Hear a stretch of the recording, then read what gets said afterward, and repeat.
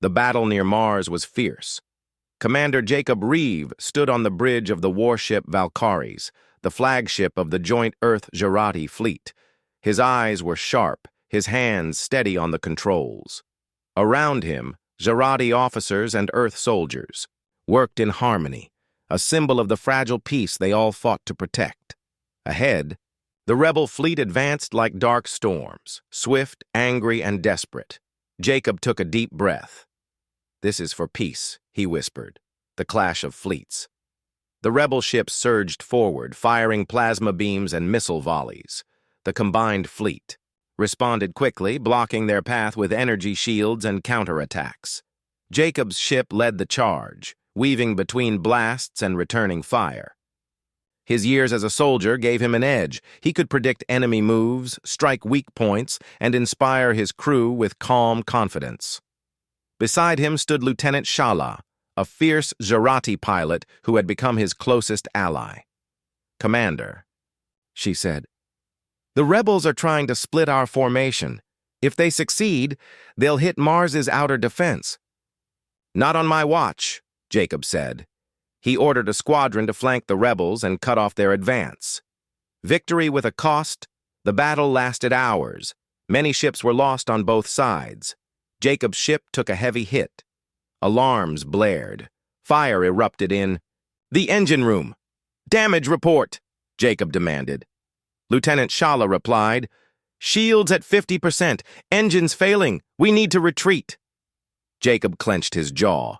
"We can't retreat. Not now." Suddenly, the rebel leader's ship appeared, large, black, and armed with a weapon capable of destroying entire fleets. Jacob's heart pounded. "This ends now," he said. The dual Jacob's ship charged the rebel flagship. The two ships exchanged fire, weaving dangerously close. Jacob's crew worked tirelessly to keep the Valkyries alive. Finally, Jacob saw his chance. The rebel flagship opened its main cannon to fire. Jacob aimed a plasma missile and fired. The missile hit the cannon just before it fired, causing a massive explosion. The rebel flagship shuddered and lost control. Peace sealed. With the rebel flagship disabled, the remaining rebels surrendered. The joint fleet moved in to secure the area. Jacob felt relief wash over him. He turned to Shala. "We did it," she smiled. "But the war isn't over yet."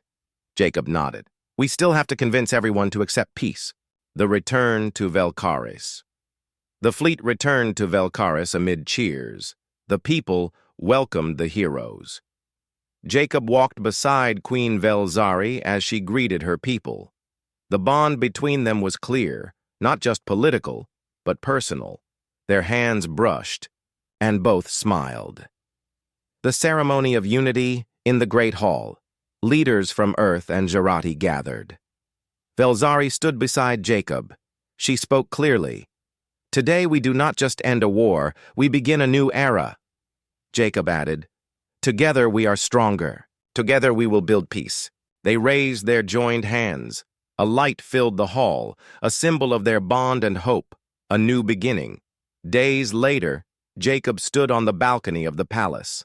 Velzari joined him. "Do you regret it?" she asked softly. Jacob looked at the stars. "Not for a moment?" she smiled. "Our union is more than peace. It is trust." He nodded. "And trust will guide us." Epilogue. The legend of the human and the queen, years passed. Earth and the Jurati Empire grew closer. Trade routes opened. Scientists shared discoveries. Children of mixed heritage laughed and played in the streets of Valkyries and Earth alike. Jacob and Velzari ruled side by side, not just as leaders, but as partners. Their marriage became a legend, told across galaxies, a story of courage, trust, and the power of choice. Morning came to Valkyries with golden skies and gentle wind. The palace buzzed with quiet energy. In the distance, soft music echoed from the high towers. Flowers bloomed in every color across the hanging gardens. Jurati people stood in silent rows, waiting for something they had never seen in the empire's history. A human was about to join with their queen. Commander Jacob Reeve stood before the mirror in his guest chamber. He wore the ceremonial robe of Jarati bonding, dark blue with silver threads shaped like stars. He didn't look like a soldier anymore. He looked like a diplomat or a groom. He shook his head. "How did I get here?" he muttered. "Just days ago, he was on Earth, ready to fight if needed. Now, he was preparing to make a choice, not only for himself, but for two civilizations. A wrong step could bring war. A right one could change everything. Suddenly, his wrist device blinked. Incoming. Message. He pressed the button. The hologram showed Admiral Kwan, her face serious. "Commander Reeve," she said, "this is your final warning. Do not proceed with the bonding. Return to Earth immediately." Jacob took a slow breath. "I can't do that." "Then you'll be branded a traitor," she said. "You'll lose your rank, your title, your home." He met her eyes. "If I say yes to her, there won't be a war. That's worth more than a medal." Admiral Kwan didn't respond right away. Then she said softly, "Do you trust her?" Jacob nodded. "I do." "And do you love her?" He didn't answer immediately. "I'm learning how," he finally said. "But I know this. She's the bravest person I've met. She's not doing this for power. She's doing it for peace." The screen blinked out. Jacob stood in silence. Then he turned to the door. "It's time. The ceremony begins. The royal." Bonding Hall had not been used in over 200 years. It was wide, open, and filled with floating lights and glowing crystals. The walls were covered with murals showing past rulers, Jarati kings and queens, always bonded with their own kind. Now, something new was about to be written in their history. Velzari entered from the opposite side. She wore a shining robe of gold and white. Her long silver hair flowed down her back. She looked calm, royal, and slightly nervous. Jacob walked toward her, his steps steady. The hall was filled with both Jarati nobles and Earth diplomats who had just arrived. Some looked hopeful, others looked angry or confused, but no one dared to speak. A Jarati elder, tall and ancient, stepped forward and raised her staff. "The bond of unity," she said, "is not given. It is earned. It is not signed. It is sealed with spirit." She turned to Velzari. "Do you, Queen of the Stars, offer your name and blood to this union?" "I do," Velzari said firmly. Then the elder turned to Jacob. "Do you, son of Earth, offer your heart and soul to this bond?" Jacob looked into Velzari's eyes. "I do." Two glowing orbs were brought forward. The orbs were placed between them. "Touch the orbs," the elder said. "Let your spirits meet." Jacob and Velzari each placed a hand on an orb. A wave of energy passed between them. Warm, soft, but strong. Images flashed in their minds again, but this time they weren't past memories. They were future dreams. Jacob saw Velzari walking, with children laughing. He saw Jarati and human scientists working side by side. He saw himself sitting beside her, older, wiser, and still loyal. Velzari saw Earth cities glowing in peace. She saw her people smiling without fear. She saw herself, not just as a queen, but as a woman no longer alone. The energy faded. The hall was silent. The elder raised her staff. "Then let it be known," she said, "that from this moment forward, the queen and the commander are bonded, not by law, but by choice." The crowd began to clap, softly at first, then louder. Some Jarati still looked unsure. Some Earth diplomats walked out in silence. But others, many others, smiled. It had happened. The bond was real. The storm. After peace that evening, Jacob stood on a balcony overlooking the city. Below, lights danced in the streets. Jarati civilians celebrated with songs and lights. Floating lanterns filled the sky. Velzari joined him, her robe replaced with a simpler dress. She stood beside him. "You didn't run," she said. "You didn't ask me to," he replied. She looked at the stars. "Some of my people still hate this. Some of mine too," she nodded. "Peace always begins with a few, and then it grows." Jacob smiled. "And what now? Do we go on a honeymoon across the galaxy?" Velzari laughed, a real laugh, soft and rare. "We begin rebuilding, together." But the peace was short. A messenger arrived out of breath. "My queen," he said, "the rebel fleet has moved." Velzari turned. "Where?" "They're heading to Earth. The real test begins. A war council was called that night. Jurati generals stood beside Earth officers. Maps floated in the air showing the movement of the rebel ships. "They want to break the bond before it spreads," one general said. "They plan to attack Earth to prove humans are unworthy," said another. Jacob looked at the fleet movements.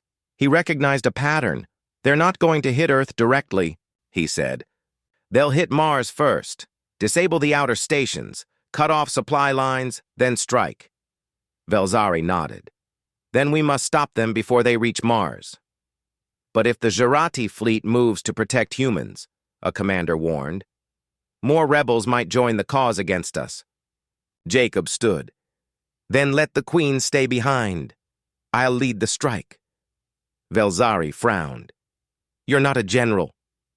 "No," Jacob said, "but I know how they think. I know how to stop them." Silence. Then she said, "You're not going alone." Back into battle. The next day, Jacob boarded a sleek warship with a hand-picked Jurati crew. The mission was simple: intercept the rebel fleet near Mars, stop the attack, and protect the peace. But the risks were high. Velzari watched his ship leave the hangar. "I should be there," she said. An old advisor replied, "You already are. He carries your spirit now." In space, Jacob stood at the front of the warship. As the stars stretched before them, he thought of Earth, of the Queen, and of the strange path that brought him here.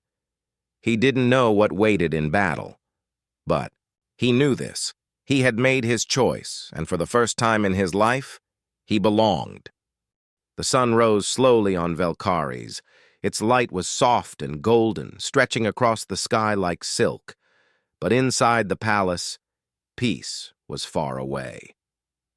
Commander Jacob Reeve stood in the garden, watching a glowing butterfly land on his hand. It was beautiful and alien, like everything else in this world. But his mind wasn't on nature. Today was the final trial. He had faced the test of truth, the test of mind, and the test of will. He had even saved Queen Velzari during a surprise attack. But now, the last challenge would decide whether he was worthy to stand beside the Queen, as her equal, as her partner. And the choice after that would not only decide his future, it could decide the future of Earth and the Jurati Empire. The final trial, the bond of unity, inside the royal hall, hundreds of Jurati leaders stood in a wide circle. The floor glowed with light, and strange music hummed in the air. The room was quiet as Queen Velzari entered, dressed in a long silver robe. Jacob stood at the center, waiting. Velzari raised her voice. "This is the final trial. It is not a test of body or mind, but of trust." She stepped closer. "You must link with me, not just in thought, but in spirit. The Jurati call it the merge of unity. No outsider has ever done it." Jacob looked into her glowing eyes. "What happens if I fail?" "Then you will forget this place," she said softly. "You will return to Earth. You will live a quiet life, and war will follow." The silence grew heavy. Jacob nodded. "Then I'll try." Velzari reached out her hand. Jacob took it. A wave of light surrounded them. The floor turned dark. Everything disappeared. Inside the merge, Jacob opened his eyes, but he wasn't in the hall anymore. He was floating. All around him were memories. Some were his, childhood moments, battles, laughter, pain, but others were hers, moments from Velzari's life. He saw her as a young girl training with a sword. He saw her crying alone after her father died. He saw her on a throne, proud but lonely. Their minds were connected, their feelings touched. Jacob gasped. He wasn't just seeing her life. He was feeling it, and she was feeling his. Velzari's voice echoed in the space between them. "You are full of fire, but also pain," Jacob replied, his thoughts floating through the light. "And you are full of strength, but also sadness." "Why do you hide your heart behind jokes?" she asked. "Because when I didn't, it got broken." They floated in silence. Then her voice returned. "I never knew humans could feel so deeply." "We hide it well," Jacob said. Their minds glowed brighter. The merge pulled them closer. But then, something dark moved through. The light. A cold wind. A shadow. The attack. Suddenly, the bond shattered. Jacob gasped, falling to the ground of the royal hall. Velzari fell too, her breath short, her skin pale. Guards rushed in. "What happened?" one shouted. But before anyone could answer, an explosion rocked the palace.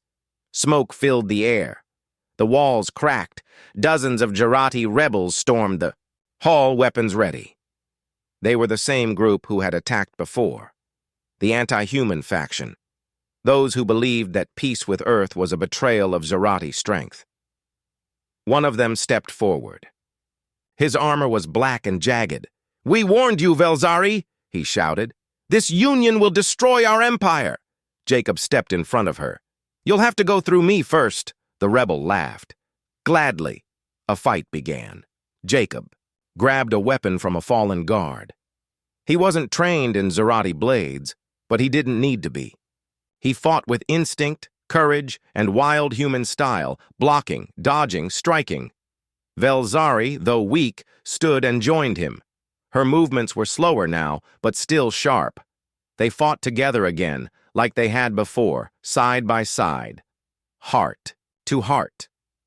Finally, the rebel leader fell. The others surrendered or ran. Silence returned.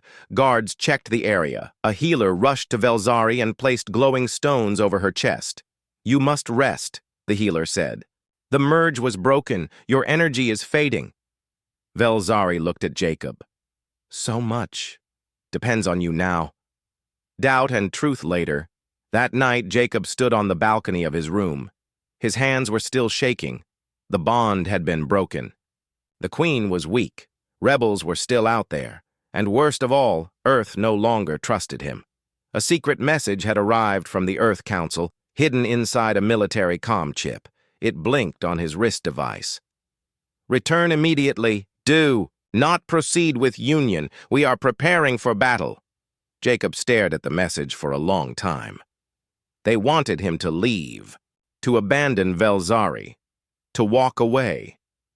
And yet, he thought of everything he had seen in her memories, everything he had felt, her dreams, her pain, her hope.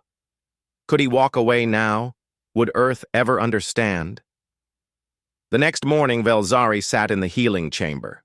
Her skin was pale. Her voice was weak. Jacob entered quietly. She looked up at him. "You look troubled," she said. "I got a message," he said. "From Earth." Her expression darkened. "They don't want this to happen," Jacob said.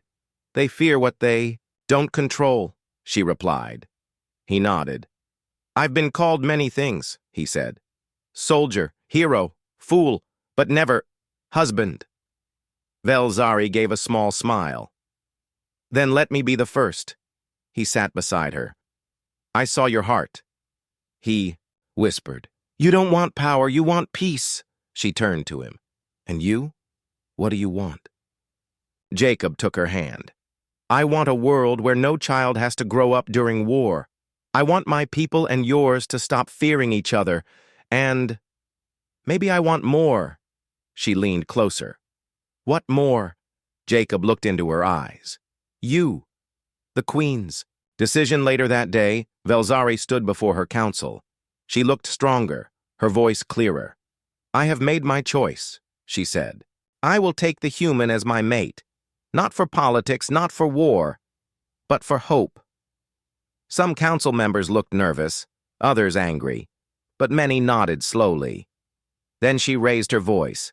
And I challenge any who dare to oppose peace to face me. Now, silence. No one stepped forward. Back on Earth, the news broke within hours. Queen to marry human commander. Earth Council in chaos. Is this the start of peace or the end of everything? Inside the Earth Council chamber, leaders argued loudly. He's one man, someone shouted. We didn't approve this. He's risking everything for peace, said another. A general slammed the table. We gave him an order. He ignored it. So what do we do now? No one had an answer. The night before the union. That night, Jacob and Velzari stood on the high tower of the palace. The stars stretched above them. Below, the Jarati people lit lanterns, floating them into the sky. Each lantern carried a hope. Wish, a new beginning. Velzari touched Jacob's hand. Are you afraid? He smiled. Yes, but I'm still here. She nodded. Then let tomorrow come. Commander Jacob Reeve had seen many strange things in his life. Hostile moons, ancient ruins, alien soldiers. But nothing had prepared him for Velcaris, the capital of the Jarati Empire. On his second day there, he was taken through the Queen's palace, escorted by two silent warriors. The halls were wide and filled with glowing symbols on the walls. Every corner felt alive, like the building itself was watching him. Jacob walked calmly, though he could feel the pressure in his chest. The trials had begun. Queen Velzari stood at the center of a high platform surrounded by alien leaders, generals, and scholars. Her armor had changed, now made of flowing black and gold with symbols glowing across it. She looked like both a queen and a weapon. Jacob was brought before her. The trials, she said, are not battles of strength alone. They are tests of truth, mind, and will. If you fail, you will return to Earth. Alone. Jacob nodded. Let's get started. Trial 1, the test of truth. He was placed in a circular chamber filled with strange, glowing smoke. A voice filled the room. It was not Velzari's voice, but something deeper, older. You may lie to the world, it said, but can you lie to yourself? Suddenly, visions appeared in the smoke. Jacob saw himself on past missions, giving orders, fighting enemies. But the visions also showed his mistakes, the orders that caused deaths, the choices that haunted him. His voice trembled. I did what I had to do. The voice returned. Do you regret it? He stood still. His hands were clenched, his eyes shut. Finally, he whispered, Yes. The smoke faded. Velzari watched from above. She gave a small nod. He passed, she said. Trial 2. The test of mind next. Jacob was brought to the Hall of Knowledge, a library that stretched across a mountain. He was left in front of a glowing puzzle, symbols, shapes, and a floating cube. Jarati scholars watched him closely. He had to unlock the cube using logic, pattern recognition, and alien history. The symbols made no sense at first, but slowly Jacob began to see patterns, Earth languages mixed with Jarati runes. He smiled. You copied some of our old Earth languages. Smart. 3 hours later, the cube opened, revealing a message. Inside, only those who learn from others may lead both. The Jarati scholars gave approving nods. Velzari, watching from a screen, allowed herself the smallest smile. Trial 3. The test of will. The third trial was different. Jacob was dropped alone into a frozen valley on the planet's northern pole. He had no weapons, only a light suit, and a small tracking device. The test was simple: survive and return in 48 hours. The cold bit into his skin. The winds howled like beasts. Strange glowing creatures circled him from a distance, curious but cautious. Jacob walked through icy storms, climbed crystal cliffs, and slept under sharp rocks while the cold tried to steal his strength. He remembered training on Earth's coldest peaks, but this was worse. On the second night, he collapsed from exhaustion. His body ached, his eyes closed. He dreamed of Earth, of forests, oceans, and sunlight. He heard a voice. "Get up, soldier."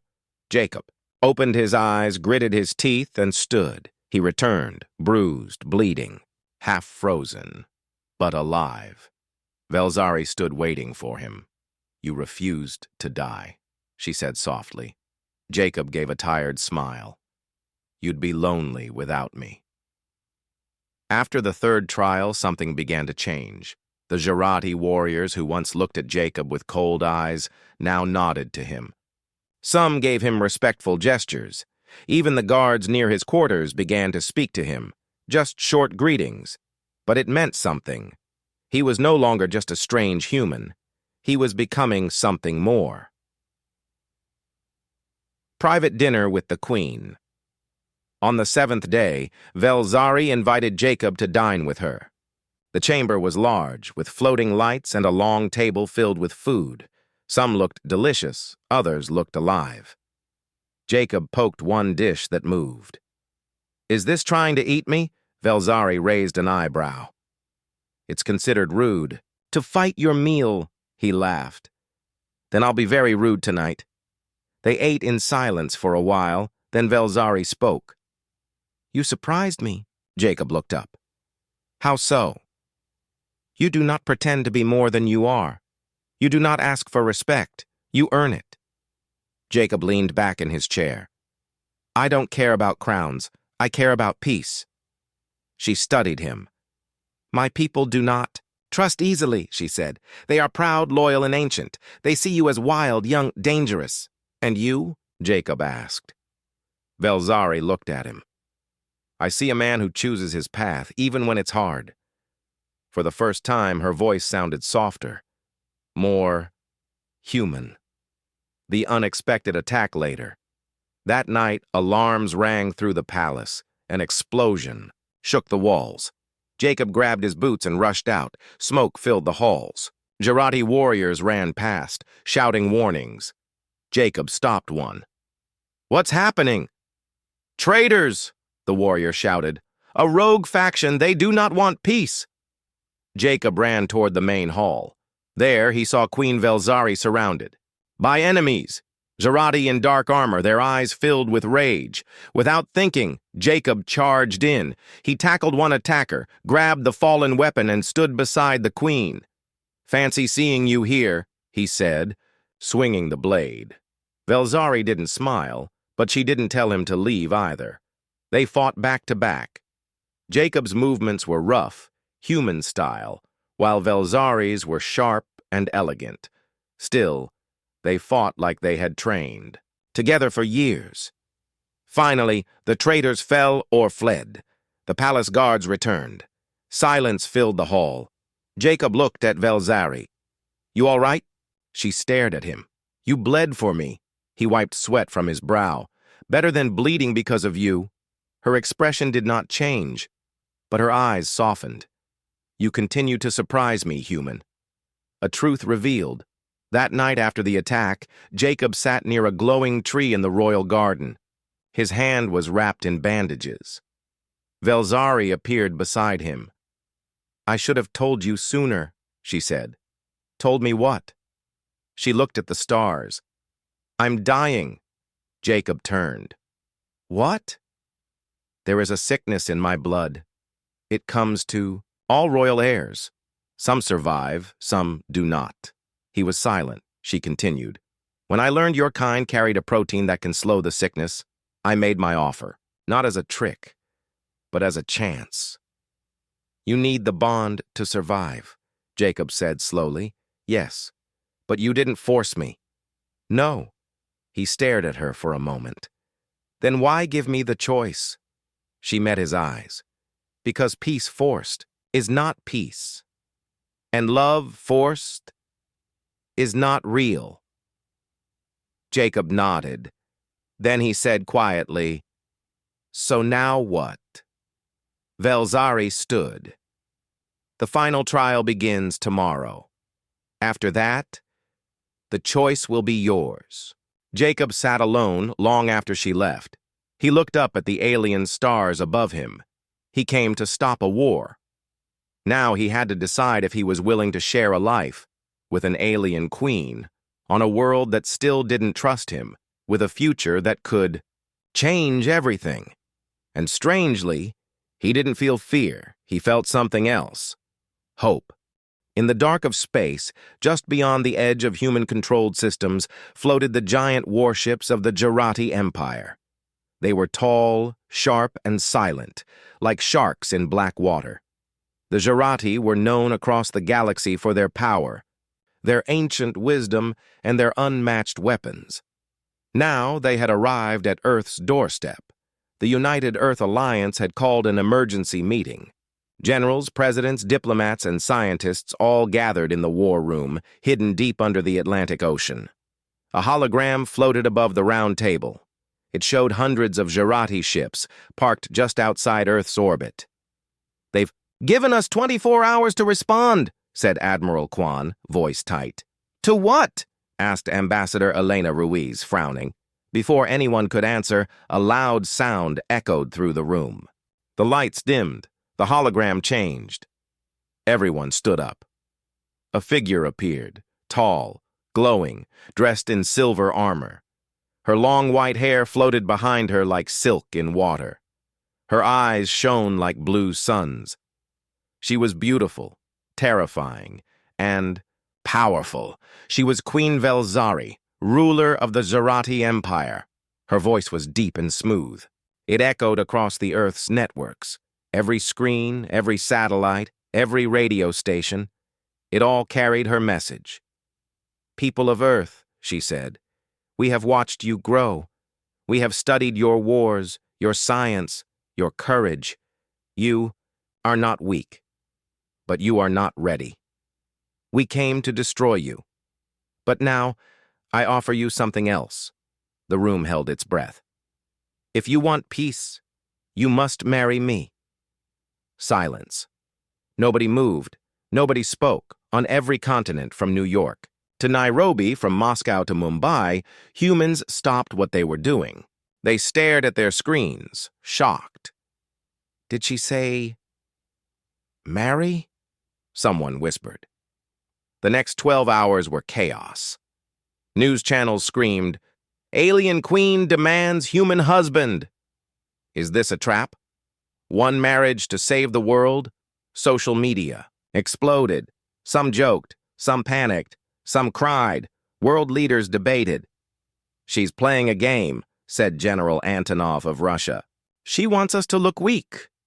She's offering peace, said President Marin of Canada. How can we ignore that? She wants to bind our worlds with blood, warned an old historian. That's what Jarati unions mean. It's sacred to them. Finally, the Earth Council called a vote. It passed by just one vote. Earth would answer. Now came the real question. Who would go? Out of thousands of brave volunteers, one name was chosen. Commander Jacob Reeve, a war hero, a pilot, a man who had survived missions deep in alien territory. Some called him reckless. Some called him fearless. Others said he had nothing left to lose. Jacob stood in the shuttle bay, staring at the ship that would take him to the Jarati world. Cameras flashed. Reporters shouted questions. He ignored them. He wore a simple gray uniform, no medals, no armor. Just a patch on his arm, Earth first. Behind him, Admiral Kwan stepped forward. You don't have to do this, she said quietly. Jacob gave a small smile. They asked. I answered. Why you? He shrugged. Because I'm not afraid to. Say no. Quan frowned. What if you say yes? He looked up at the stars. Then I hope she doesn't snore. Jacob's journey took 3 Earth days. He sat alone in the sleek Jarati transport ship, surrounded by silence and strange blue lights. The walls whispered in a language he didn't understand. He ate tasteless silver food. He slept on a bed that felt like air. Finally, the ship arrived. The Jarati capital world, Valkyries, was unlike anything Jacob had seen. Giant trees with silver leaves rose into the sky. Floating cities shimmered like glass. Rivers of glowing water flowed between towers taller than mountains. He was led through wide halls, past alien guards with curved armor and crystal swords. No one spoke to him. Everyone stared. Finally, he entered the throne chamber. It was round, bright, and silent. 1,000 alien warriors stood in a circle, watching. At the center stood Queen Velzari. She looked the same as before, tall, glowing in silver armor.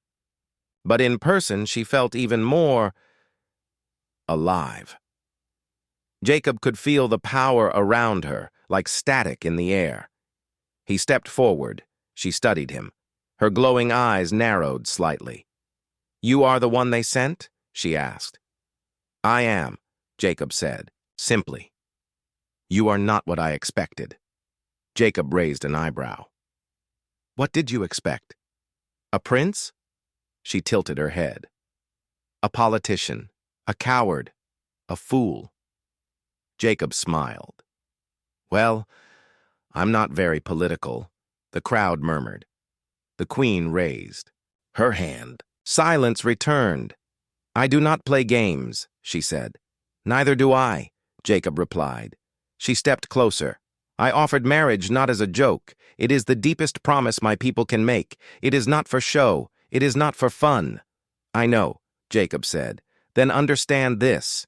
If we bond, it is for life. Our spirits will be joined. Our blood will mix. You will be more than a symbol. You will be part of me. Jacob's smile faded. He looked into her eyes. I didn't come here to wear a crown, he said. I came here to stop a war.